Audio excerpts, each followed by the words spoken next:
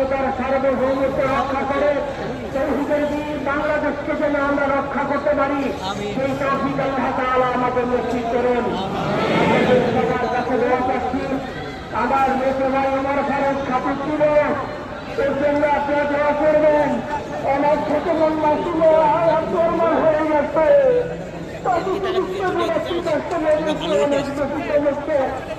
আমাদের পরিবারের জন্য দোয়া করবেন। আমাদের আর কোনো চাওয়া পাওয়া নেই। ওসমান হাজি তুমি বেঁচে থাকো, আমরা ওর জন্য দোয়া করি।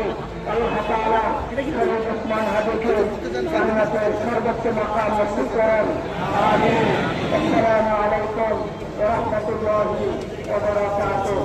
জানাজার নামাজ শুরু হচ্ছে, তাকবীরের পবিত্র হয়ে জানাজার নামাজ আমরা আদায় করব।